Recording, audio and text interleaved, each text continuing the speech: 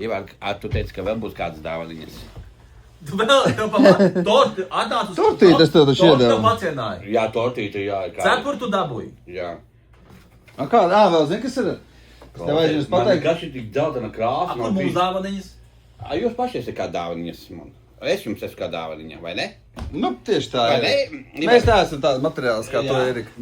Zini kā ir? Te ir tikai nākamais, zini kā, parasti jau bērnus apdāvina pareizi. Jā. Tā kā viņš mūsu bērns, tad bērniem beigās dāvanas negaida, vienkārši bērns sagaida izteikti mīlestību pretī. Jā, bet man meitiņa mājās ir mazīmējums, viss kaut ko sazīmē. Jā, tas gan, bērns tomēr cenšas kaut kā. Jā, Erika, labi, skaties. Mums jādodās ir uz Gold Trip, un uz vietas jāizvēlās būs konkrēto viesnīcu, konkrēto dienu un visu pārējo. Tā kā pasaka, kuru dienu mēs varam doties pie viņiem. Kuru dienu? Jā, kā tev rītā no rīta vai parīt no rīta? Kur tu saki, kā tev? Bet es tev prasu. Tev prasa jautā. Man? Es jau darbā, kas tu man? Ivar, es varu dot tev atbildi vēlāk dusiņu. Labi. Erika, viss ok? Kādas smējās, jā. Par ko jūs smējās? Kāpēc tu viņam uzbēri virsū? Es smējos arī par tavu uzvedību. Jā?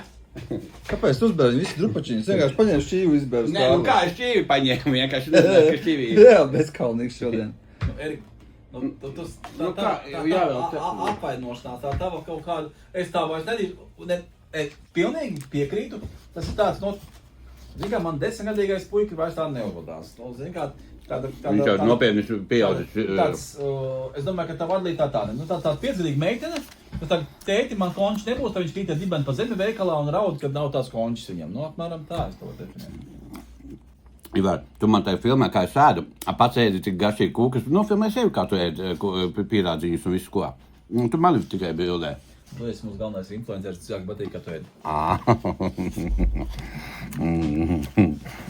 Tā ir cita lieta.